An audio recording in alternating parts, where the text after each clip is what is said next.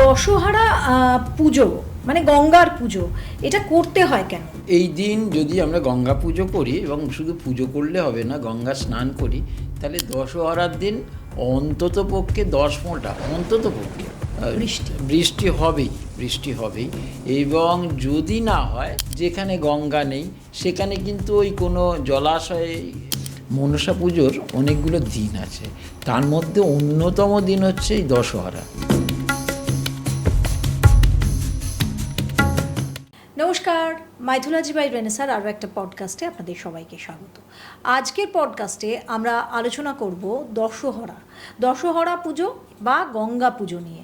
এই দশহরা পুজো বা গঙ্গা পুজো এটা আসলে কি, কেন এটা শুরু হয়েছিল, দশহরা করলে বা মানে এই পুজো করলে কি ফল পাওয়া যায়, আর তার সঙ্গে সঙ্গে এর একটা খুব আমি বলবো যে লুক্কায়িত একটা ফল রয়েছে, যেটা কিন্তু আমরা সবাই খুব একটা জানি না। যেহেতু গঙ্গা পুজোর প্রচলন এই বাংলায় তেমনভাবে নেই, তাই এটা অনেকটা হিডেন, অনেকটা লুকোনো। কিন্তু সত্যি এই পূজা কতটা কার্যকরী আমাদের একেবারেই অজানা। কেন আমাদের সবার উচিত এই দিনে গঙ্গা পুজো বা দশহরা করা, সেটাই আজকের পডকাস্টে আমরা আলোচনা করব। আর তার সঙ্গে সঙ্গে গঙ্গা পুজোর, মা গঙ্গার অনেকগুলো দিক নিয়েও আমরা আলোচনা করব। চলুন আজকের পডকাস্ট আমরা শুরু করি। আর আজকের এই পডকাস্টে বলবার জন্য যাকে আমি আমার স্টুডিওতে আমন্ত্রণ জানিয়েছি, তিনি আর কেউ নন, অত্যন্ত বিখ্যাত, সুপরিচিত, সুপণ্ডিত ডক্টর জয়ন্ত কুশারী, সর্বভারতীয় প্রাচ্যবিদ্যা একাডেমির অধ্যক্ষ। শুধু তাই নয়, তিনি শাস্ত্র বিশেষজ্ঞ এবং তার পরিচিতি আপনারা সবাই জানেন। আমার তো অনেক দিনের পরিচয় তার সঙ্গে। জয়ন্তদা, স্বাগত আরও একবার আমার স্টুডিওতে। কেমন আছেন বলুন? আমি তো ভালো আছি, তোমরা কেমন আছো? ভালো আছি আপনাদের দয়ায়। এবং ভগবান না, একদমই আপনারা গুরুজন, কিন্তু এইভাবে আমরা যেভাবে কাজ করছি, এটা এখন মনে হয় আমরা আরও একটু ভালো করে কাজটা করতে পারবো। দশহারা পুজো মানে গঙ্গার পুজো, এটা করতে হয় কেন? এই দিন যদি আমরা গঙ্গা পুজো করি এবং শুধু পুজো করলে হবে না, গঙ্গা স্নান করি, তাহলে দশবিধ পাপ থেকে আমরা মুক্ত হব। দশবিধ পাপ, 10 প্রকার। এই 10 প্রকার পাপ হচ্ছে, কিছু কিছু আমরা মনে মনে চিন্তা করে থাকি, এরকম 3টে পাপ। তারপরে আমরা কিছুটা কায়িক করি, সেটা 4 প্রকার পাপ। আবার কিছু কিছু সেটা বাক্যে প্রকাশ করি, সেইটা হচ্ছে 3 প্রকার পাপ। এই যে 10 প্রকার পাপ, এই 10 প্রকার পাপ থেকে আমরা কিন্তু উদ্ধার হয়ে যাই। মানে আমরা মিথ্যে কথা বলি, আমরা কাউকে কটু কথা বলি, আমরা মনে মনে কাউকে হিংসা করছি, আবার অন্যের ধন অপহরণ করার একটা মানসিকতা, অন্যের দ্বার অর্থাৎ স্ত্রীকে একটা সররিপুর আক্রান্ত হতে পারে, নানাভাবে হতে পারে। তো এক্সট্রা ম্যারিটাল অ্যাফেয়ার্স, একদম একদম একদম এই ব্যাপারগুলো আবার আমি এমনভাবে আঘাত করলাম যেটা থ্রেট হয়ে যাচ্ছে, অর্থাৎ তাকে হুমকি দিলাম, সেটা কিন্তু তার মৃত্যুরও কারণ হতে পারে। এই সমস্ত পাপ ধুয়ে যাবে এই একদিন যদি আমরা গঙ্গা পুজো বা স্নান করি। তার মানে এই পুজোটার তো মাহাত্ম্য আমাদের ধর্মে ভীষণভাবে। আবার যদি আমরা সায়েন্স দেখি বা আমাদের ইতিহাস দেখি, তাহলে গঙ্গা মানে ইন্ডাস ভ্যালি সিভিলাইজেশনের পরে, সিন্ধু সভ্যতার পরে, যখন গঙ্গার তীরবর্তী অঞ্চলগুলো সেই উর্বর জমি বা গঙ্গারিডি সভ্যতা, তার মানে গঙ্গার প্রাধান্য যখন আমাদের ভারতবর্ষের ভারতীয়দের জীবনে বাড়ছে, তখনও গঙ্গার পুজো করা বা গঙ্গাকে প্রধান স্থানে নিয়ে যাওয়া আর প্রচলন শুরু হয়, তাই তো? আমরা যদি একেবারে বৈদিক যুগ থেকে ঐতিহাসিক যুগে আসি, তাহলে সভ্যতাটা কিন্তু গড়ে উঠেছে নদীমাতৃক সভ্যতা, মিষ্টি জল। হ্যাঁ, এবং এই নদীমাতৃক জলের সভ্যতার সাথে সাথে যত আমাদের ট্রেড অ্যান্ড কমার্স, কল কারখানা, সমস্ত কিন্তু এই গঙ্গার তীরবর্তী অঞ্চল। আমি যদি পশ্চিমবাংলায় দেখি, আজকে এইটা মৃতপ্রায়, গঙ্গাকেও আমরা ধ্বংস করেছি। এটা আমাদের যদি সোশ্যাল ভ্যালুসগুলো যদি দেখি, সামাজিক যে গঙ্গার যে উপকারিতা, তো এইভাবে যদি আমরা লজিকে ফেলি, সেখানেও কিন্তু গঙ্গার একটা বিরাট ভূমিকা আছে।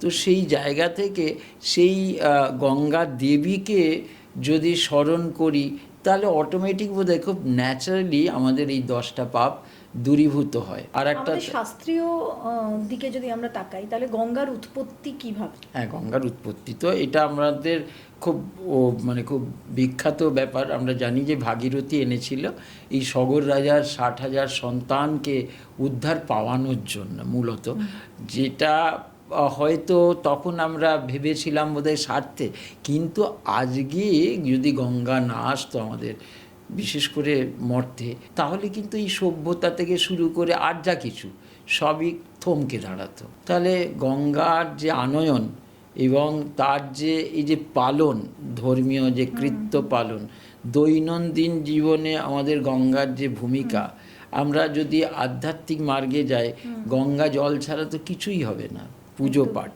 একটা সময় ইতিহাসের দিক দিয়ে যদি দেখি, সরস্বতী নদীর যে গুরুত্ব ভারতীয়দের জীবনে এই সাবকন্টিনেন্টে একটা বিশাল আকারে ছিল। আজ গঙ্গা যেখানে, সরস্বতী সেখানে ছিল, কিন্তু সরস্বতীর আর একটা দিকও ছিল। সরস্বতী নদীর তীর বা সেখানে বন্যা হওয়া, সিন্ধু সভ্যতার সিন্ধু নদীতে বন্যা হওয়া, বা কেন সরস্বতী হারিয়ে গেল ভারতবর্ষের জীবন থেকে, সেটা নিয়েও একটা রহস্য রয়েছে। কিন্তু তারপর যখন গঙ্গা আমাদের জীবনে এলো, আমরা তাকে মায়ের আখ্যা দিলাম, মাদার গঙ্গা বা মা গঙ্গা। গঙ্গাকে আমরা মা বলি কেন? হ্যাঁ, খুব স্বাভাবিকভাবে হচ্ছে কি, এই যে স্রোতস্বিনী চলমানতাটাই তো জীবন, আর যতক্ষণ তার মধ্যে এই নাব্যতা থাকে তখন সেইখান দিয়ে আমরা পর্যটনেরও একটা ব্যাপার আছে। এবং আমাদের সংসারে মায়ের যে ভূমিকা, মায়ের ভূমিকাটা এটাই যে তিনি নানাভাবে সংসারটাকে ধরে রাখেন, এবং ঠিক একইভাবে গঙ্গাকে যদি আমরা দেখি, তার মধ্যে সেই ভাবটাই আমরা পাই। নানাভাবে আমাদের জীবনে, শুধু মানুষ কেন বলবো, পশু পাখি সকলের ক্ষেত্রেই তার যে ভূমিকাটা, একটা মায়ের ভূমিকা পালন করছে। অথচ দেখছি আমরা যেমন সংসারে আজকে আমাদের মায়েরা কেমন অপাংতেয় হয়ে যাচ্ছে, সেই একইভাবে গঙ্গা কিন্তু আমরা গঙ্গা দূষণের মাধ্যমে, গঙ্গা দূষণ, এই গঙ্গাই তো মাটিকে উর্বর করেছে, আর এই উর্বর মাটি সোনার ফসল একদম একদম। এবং গঙ্গার গুরুত্ব এতটাই যে প্রায় 40 কোটিরও বেশি মানুষ এই গঙ্গা তীরবর্তী অঞ্চলে, মানে গঙ্গা বেসিন যেটাকে বলা হয়, সেখানে বাস করে। তাদের জীবিকা, তাদেরকে ধারণ করা, পালন করা, এটা তো মা গঙ্গাই করছেন। তাই প্রকৃত অর্থে তিনি আমাদের মাই তো বটে। আমার এর পরের খুব গুরুত্বপূর্ণ প্রশ্ন, আমরা যেমন বৈজ্ঞানিক দিক থেকে, ঐতিহাসিক দিক থেকে গঙ্গার গুরুত্ব আমাদের মানব জীবনে, ভারতীয়দের জীবনে কতটা, সেটাকে নিয়ে আলোচনা করছি, ঠিক তেমনই শাস্ত্রীয় ব্যাখ্যায় গঙ্গা জলকে এত পবিত্র কেন বলা হয়? গঙ্গা জল এত পিওর যে আমরা যেখানে দিই সেটাই শুদ্ধ হয়ে যায়, এমনটাই মানা হয় কেন? আমরা ল্যাবে দেখেছি যে 200 বছর আগের তোলা যে গঙ্গা জল, এখনও তার মধ্যে কিন্তু কোনো রকম ব্যাকটেরিয়া বা পোকামাকড় বা কি কোনো রকম মানে কি বলবো, অপকারী ফাঙ্গাস তৈরি হয়নি। এটা আমাদের পরীক্ষিত সত্য। খুব সম্প্রতি দেখা যায় যে গঙ্গা দূষিত হয়েছে, কিন্তু এইভাবে এই ফাঙ্গাসের ব্যাপারটা আসেনি। হয়তো গঙ্গার জলের মধ্যে একটা গন্ধ এসেছে, সেটা ক্ষতিকারক হয়েছে। তো এইটা কি হচ্ছে, আমাদের যখনই একটা বহমানতা, একটা কি বলবো, তার ঢেউ খেলে যাচ্ছে, তার মধ্যে একটা নাব্যতা আছে, তখনই কিন্তু তার পবিত্রতা আরও বাড়ছে আমাদের সামাজিক জীবনে, আধ্যাত্মিক জীবনে। শাস্ত্রীয় ব্যাখ্যা এটাই বলছে যে যার মধ্যে চলমানতা আছে, বহমানতা আছে, সেটাই কিন্তু, সেই জলটাকেই কিন্তু আমরা আমাদের পুজো পাঠ যা কিছুর ক্ষেত্রে লাগাচ্ছি। এবং যদি নাকি যেখানে গঙ্গা আশেপাশে নেই, আমরা পুকুরের জল বা অন্য কিছু জল ব্যবহার করি, সেইখানেও কিন্তু গঙ্গার আরোপ আমরা করি। আমরা বলি গঙ্গে চ যমুনে চৈব গোদাবরী সরস্বতী নর্মদে সিন্ধু কাবেরী জলেস্মিন সন্নিধিং কুরু। এই জলে এই 7টি পুণ্যতোয়া নদীর অবস্থান, এবং তার প্রথমেই কিন্তু আছে গঙ্গা। আমার এর পরের প্রশ্ন, একেবারে দশহরা পুজোতে আসি। এই পুজোটা যেহেতু আমাদের বহু পাপ, 10টি পাপ মুক্ত করে, কিন্তু এই পুজো সম্পর্কে অনেক কথাও রয়েছে, যেমন এর সঙ্গে বৃষ্টির একটা যোগ রয়েছে, বাজ পড়ার যোগ রয়েছে। তো এগুলো কি সত্যি না মিথ? না, এটা কিছুটা তো সত্যি, মিথ তো আছেই। বলা হচ্ছে যে এই গঙ্গা, আমরা ছোটোবেলা থেকে শুনে আসছি যে এই দশহরার দিন অন্ততপক্ষে 10 ফোঁটা, অন্ততপক্ষে 10 ফোঁটা পৃথিবীতে, আমাদের ভারতবর্ষে বৃষ্টি হবেই। এবং যদি না হয় তাহলে বলছে সর্পের বিষ বৃদ্ধি হবে এবং এই সর্পের বিষ ক্ষয়ে যাবে, অর্থাৎ হবে না, বৃদ্ধি পাবে না যদি নাকি এই 10 ফোঁটা বৃষ্টি হয়। এটার মধ্যে শাস্ত্র কিন্তু কিছু বলেন, এটা মিথ। তবে এটাও দেখা যায় যে দশহরার দিন এই 10 ফোঁটা বৃষ্টি হয়েছে, এটা হয়েছে। দশহরা পুজোর দিন নিয়ম কি, মানে কিভাবে পুজো করা উচিত দেবী গঙ্গার? একটা তো প্রথমত পুজোর নিয়ম, দ্বিতীয় কথা আমরা বাড়িতে কি গঙ্গা পুজো করতে পারি? কারণ বাঙালি বাড়িতে গঙ্গা পুজোর রীতি কিন্তু নেই, তার মানে কি গঙ্গার ঘাটে যেতে হবে? একদম, যেহেতু গঙ্গাকে আমরা নদী হিসেবেই ব্যবহার করি, গঙ্গার 3টে রূপ আমরা, একটা মানবী রূপ, তিনি তখন শান্তনুর স্ত্রী, আবার তিনি যখন দেবী রূপ, সেটা আমরা ভগবান শঙ্করের জটাতে দেখতে পাচ্ছি। আবার তার একটা দ্রবময়ী রূপ অর্থাৎ নদী রূপ, সেটা যখন তিনি স্রোতবতী হয়ে, স্রোতস্বিনী হয়ে বয়ে চলেছেন স্বর্গমর্ত পাতাল জুড়ে। তাই স্বাভাবিকভাবে তার পুজোটা হওয়া উচিত গঙ্গার তীরে। প্রথমত, যেখানে গঙ্গা নেই সেখানে কিন্তু ওই কোনো জলাশয়ে, এই জলাশয়ের তীরেই এই গঙ্গাকে পুজো করতে হবে। একান্ত যদি না হয়, তিনি বাড়িতে বসে ওই গঙ্গা পুজো করা যায়। প্রথম কল্পে হচ্ছে গঙ্গার তীরে করা। এর মধ্যে আর একটা ব্যাপার এসে যাচ্ছে যে মা গঙ্গার প্রতিমা হতে পারে এবং প্রতিমার সামনে ঘট স্থাপন হবে। যদি প্রতিমা না হয়, শুধুমাত্র ঘট স্থাপন করে এটা হবে। এবং তারপরে আর একটাও হতে পারে, কিছু করলাম না, একেবারে গঙ্গার তীরে বসে মা গঙ্গাকেই সরাসরি পুজো করলাম। এবং সেই ক্ষেত্রে আমাদের বলা হচ্ছে যে 10টা ফুল, সেখানে 10টা ফুল দিয়ে 10 প্রকার ফুল, 10টা মানে একই ফুল 10টা নয়, 10 রকমের ফুল এবং 10 রকমের ফল সেখানে ব্যবহার করব। ওই জন্যই দশহরা, এর ফিগারটাই হচ্ছে, সংখ্যাটাই হচ্ছে 10। অর্থাৎ এই যে ব্যাপারগুলো 10 দিক ব্যাপী হোক। এখন 10 দিক কাকে বলছি না, উত্তর পূর্ব, উত্তর দক্ষিণ পূর্ব পশ্চিম, ঈশান অগ্নি নৈঋত বায়ু, ঊর্ধ্ব এবং অধ, এই 10 দিক বেয়ে 10 দিক ব্যাপী এই সমস্ত কিছু, এই যে আমাদের যে পজিটিভ যে ভাইব্রেশনটা বয়ে চলুক, এইটা আমরা পাচ্ছি। তাহলে গঙ্গা পুজোর সঙ্গে বা দশহরার দিন যে গঙ্গা পুজো হয় তার সঙ্গে 10টা ফুল অবশ্যই দিতে হবে এবং 10টা ফল। এটা না দিলে কিন্তু এই পুজোটা অসম্পূর্ণ থাকে। দশহরার দিন আমাদের কি গঙ্গা স্নান মাস্ট? পিতৃপুরুষের ক্ষেত্রে তাদের জল দেওয়াও কি মাস্ট? না, এইখানে কিন্তু তর্পণের কথা বলেন না, কিন্তু যারা নাকি নিত্য তর্পণ করেন তারা গঙ্গার তীরে তর্পণটা করতেই পারেন। কিন্তু গঙ্গা স্নান, যেটাকে বলা হচ্ছে অবগাহন স্নান, আজকে মেডিকেল সায়েন্সও কিন্তু বলছে এই অবগাহন স্নান শারীরিক যে স্নিগ্ধতা বাড়ায় এবং শরীরের সুস্থতা আসে শরীরের মধ্যে। এই অবগাহন স্নান, যেটাকে ডুবে স্নান বলা হচ্ছে, সেখানে আমাদের এই মন্ত্রটা বলতে হবে, সদ্য পাতক সংহন্ত্রী, সদ্য দুঃখ বিনাশিনী, সুখদা মোক্ষদা গঙ্গা, গঙ্গৈব পরমাগতি। তারপরে বলতে হবে গঙ্গা ওই, বিশ্বমুখা ওই, শিবামৃতা ওই, শান্তি প্রদায়িন্যই নারায়ণই নম। এবং গঙ্গার বীজ তো একটা আছে, সেটা আমরা বলবো। আমার এর পরের প্রশ্ন যে দেবী গঙ্গাকে পুজো করার সময়, দেবী গঙ্গা কিন্তু যথেষ্ট সুন্দরী, মা গঙ্গা যথেষ্ট সুন্দরী, তাকে কি যখন আমরা পুজো করব এই দশহরার দিন, তখন কি বিশেষ কোনো ফুল বা কোনো নিয়ম বিশেষ রয়েছে কি? 10টি ফুল 10টি ফল ছাড়াও কোনো বিশেষ ফুল তাকে দিতেই হবে, এরকম কোনো নিয়ম আছে কি? একদম, তাই সেখানে বলা আছে পদ্ম অবশ্যই করে, এবং তারপরে জবা, অপরাজিতা, বেলটা এই সময় জুঁই দিতে পারবো। তারপরে আমরা মানে যেটাকে বলা হচ্ছে গুলঞ্চ, এই সমস্ত ফুলগুলো 10 রকমের ফুল, তার মধ্যে পদ্ম তো অবশ্যই। গঙ্গা জল এতটাই পবিত্র যে 1 চামচ মুখে দেওয়া হয়, মৃত্যুর সময় গঙ্গা জল দিতে হয় কেন? হ্যাঁ, এই যে গঙ্গার যে পবিত্র ভাব, সেই ভাবটা সঙ্গে করে কিন্তু যিনি স্বর্গত হলেন, যিনি পরলোকগত হলেন, সেইটার জন্যই কিন্তু এই গঙ্গা জল আমাদের প্রচলন আছে। মৃত্যুর মানে আগের মুহূর্তে এখনো পর্যন্ত সেটা আছে যে গঙ্গা জল মুখে দিতে হয়। গঙ্গা জল এত পবিত্র, কিন্তু বাস্তব চিত্র হচ্ছে যে গঙ্গা জল আজ অপবিত্র। আমি জানি না এর শাস্ত্রীয় ব্যাখ্যা কী হবে, কিন্তু গঙ্গায় এত নোংরা ফেলা হয়, গঙ্গার জলকে প্রদূষিত করাটাও কি মহাপাপ নয়? অবশ্যই। এবং এই যে দশবিধ পাপের মধ্যে ওটাও কিন্তু একটা আছে, যে আমার উপকার করছে, সার্বিক উপকার করছে, যার জন্যে আমি আছি। হ্যাঁ, যার জন্যে আমার অস্তিত্বর বিপন্ন করাটাও একটা পাপ, সেটাও সেখানে বলা হচ্ছে।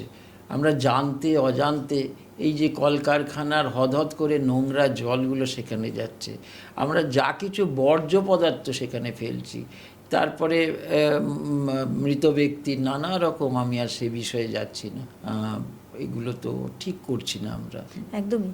দশহরা পুজোর নিয়ম নিয়ে আমরা কথা বললাম। দশহরা পুজোর দিন কি নিরামিষ খাওয়া বা এই ধরনের কোনো নিয়ম রয়েছে? ভীষণভাবে। আমরা দশহরার দিন ফলাহার করব, এই সেখানেও কিন্তু আমরা ওই চিঁড়ে মুরকি দই আম কলা এইগুলো মেখে খাবো। হ্যাঁ, মেখে খেতে হবে, এটা বলা হচ্ছে। এবং অন্নগ্রহণ না করাটাই ভালো, মানে আমাদের আমিষ তো নৈব চ। দশহরা পুজোটা কখন করতে হবে? সকালে? প্রথম আমাদের পুজোর কাল নির্ধারণ করেছে পূর্বাহ্নবৈ দেবানাম, অর্থাৎ সূর্যোদয় থেকে 9:27 মধ্যে এই কালটা, এই সময়ের মধ্যে। এবং আরও আগে যদি কেউ চান সূর্যোদয়ের আগে, তাহলে সূর্যোদয়ের 24 মিনিট আগে তিনি বসতে পারেন পুজোতে। একদম। কলকাতায় গঙ্গা মন্দির আছে?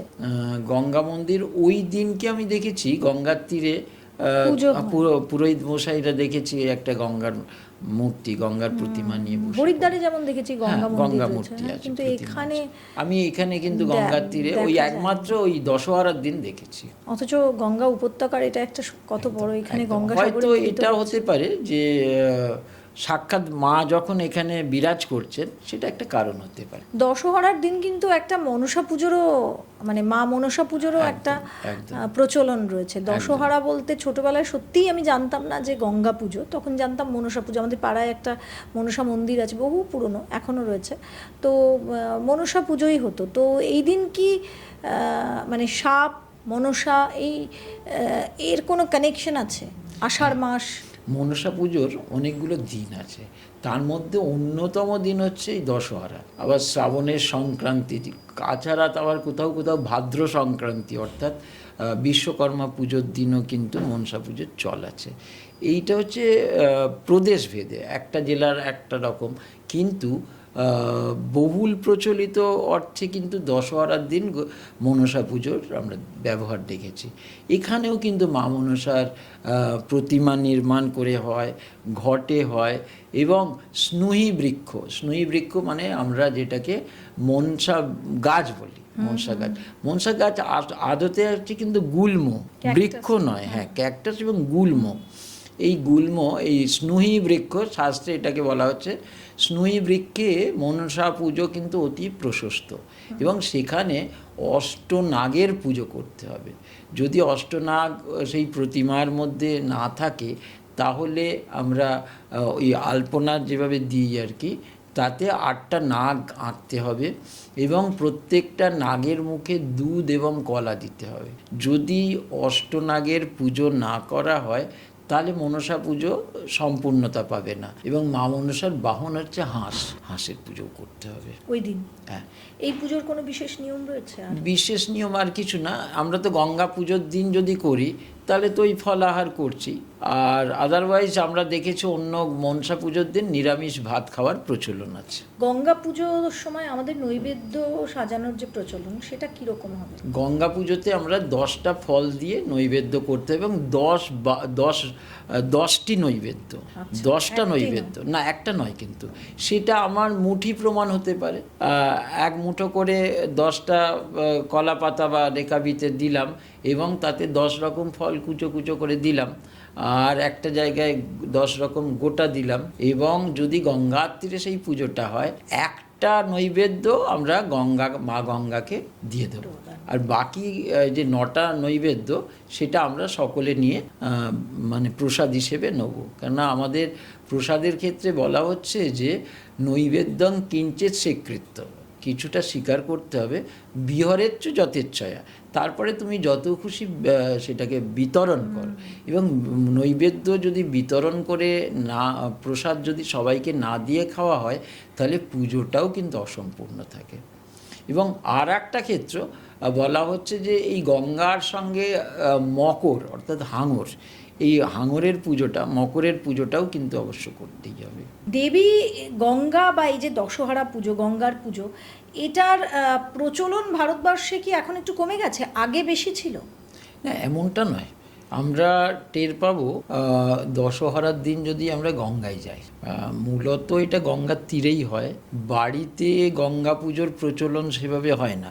গ্রাম বাংলার ক্ষেত্রে যে কোনো জলাশয়েই কিন্তু এই দশহরা দেখা যায়। আর আমাদের ছোটোবেলা থেকেই দেখে আসছি যে কোনো দিনই কিন্তু বাড়িতে দশহরা হতে দেখিনি। ওই গঙ্গার তীরেই, আমার বাবাকেও দেখেছি গঙ্গায় গিয়েই তিনি গঙ্গা স্নান করেই ওখানেই মা গঙ্গার একটু পুজো করতেন। দশহরা পুজো আসলে কি জীবন থেকে অশুভ শক্তিকে দূর করে? একেবারে। কিন্তু এই দশুভ শক্তি বলতে গেলে আমাদের দশবিধ যে পাপ, সেই দশবিধ পাপকে এই দিন স্খালন হয়, অর্থাৎ হরণ হয়ে যায়, হরে যায়। তাই জন্য দশহরা। এই বিষয়ে আমাদের বলতেই হবে যে আমরা এই দশবিধ যে পাপ, সেই পাপটা কিছু কিছু আছে আমরা মনে মনে চিন্তন করি, স্মরণ করি, সেটাও কিন্তু পাপ। আমি যদি তোমার অনিষ্ট চিন্তা করি, তোমার ক্ষতি সাধনের জন্য উদ্যত হই, এটা যেমন এই মনে করাটাও যেমন একটা পাপ, আবার ওইটা বাক্যে প্রকাশ করাটাও পাপ, আবার সেটা ইমপ্লিমেন্টেশন যেটা সেইটা করাটাও পাপ। এই রকম দেখে দেখা যাচ্ছে যে প্রথমে হচ্ছে ত্রিবিধ চিন্তনের মাধ্যমে পাপটা এলো, তারপরে হচ্ছে সেইটার মানে মানুষকে এই থ্রেড, এই সমস্ত জাতীয় এই ধরনের 4টে পাপ আছে।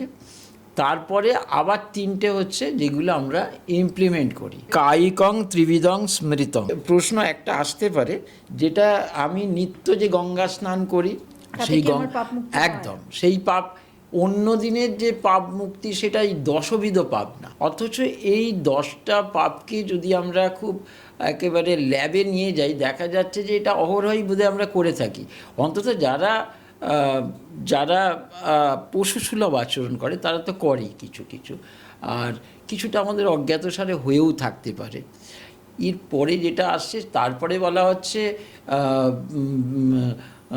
গঙ্গে ত্রিপথগামিনী, গঙ্গা গঙ্গেতি যো ব্রূয়াৎ যোজনাৎ যোজনাদপি। এবারে আমি যদি গঙ্গা স্নান নাও করতে পারি, সেক্ষেত্রে এই গঙ্গা গঙ্গা এই উচ্চারণের মাধ্যমেও আমি কিন্তু মানসিক স্নান করে ফেললাম। তার মানে দশহরার দিনটিতে গঙ্গা স্নান মাস্ট, করলে তো ভালোই এবং করাটাই উচিত। গঙ্গা স্নান করতে না পারলে গঙ্গা জল ছিটিয়ে নেওয়া একদম, এবং সেখানে গঙ্গা গঙ্গা বলতে হবে এবং তার একটা প্রণাম মন্ত্র আছে, সেইটা অবশ্যই করে বলতে হবে। আজকের পডকাস্ট আমরা এখানেই শেষ করছি, কিন্তু এই পডকাস্ট থেকে আমরা কি জানলাম, আসলে দশহরার উদ্দেশ্য কি, দশহরার দিন আমাদের কি করণীয়, দেবী গঙ্গার পুজো আমরা কেন করি, কি পাই তার থেকে, এই চাওয়া পাওয়ার ব্যাপারটা তো আমাদের ভীষণভাবে থাকে। সত্যিই তিনি কি দেন মা গঙ্গা, তাই অবশ্যই আমাদের এই দিন কি করণীয় সেগুলোও আমরা জানলাম, তার সঙ্গে গঙ্গা পুজো সম্পর্কে জানলাম। আজকের পডকাস্ট এখানেই শেষ করছি। আশা করি এবারের দশহরা করার সময়, পুজো করার সময় আপনারা অনেক কিছু, বিশেষ কিছু জানার পরেই এই পুজো করবেন। যারা এই বিষয়গুলি জানতেন তারাও আমাকে কমেন্ট করে জানাবেন, যারা জানতেন না তারাও কমেন্ট করে জানাবেন। আর এই পডকাস্ট ভালো লাগলে লাইক শেয়ার করতে ভুলবেন না, চ্যানেলটা সাবস্ক্রাইব করতে ভুলবেন না। আপনাদের একটা সাবস্ক্রিপশন কিন্তু আমাকে অনেকটা উৎসাহ দেয়। অনেকেই ভিডিও দেখছেন কিন্তু সাবস্ক্রাইব না করে চলে যাচ্ছেন, সেটা প্লিজ করবেন না। বেল আইকনে একটা প্রেস করলেই এই চ্যানেলটা সাবস্ক্রাইব হয়ে যায়। আর তার সঙ্গে সঙ্গে মেম্বারশিপ অফার আমরা খুলেছি, যারা এই চ্যানেলের মেম্বার তাদের জন্য বিশেষ করে আমরা বিশেষ কিছু ভিডিও আনছি। তো যত আপনারা জয়েন করবেন, যত বেশি মানুষ, তত আমরা এই কাজগুলি করতে আরও উৎসাহ পাবো, আমি এবং আমার টিম। সবার তরফ থেকে আপনাদেরকে অসংখ্য ধন্যবাদ জানিয়ে আজকের এই পডকাস্ট এখানেই শেষ করছি। সবাই ভালো থাকবেন, আরও একটা পডকাস্ট নিয়ে হাজির হয়ে যাব। ততক্ষণের জন্য নমস্কার।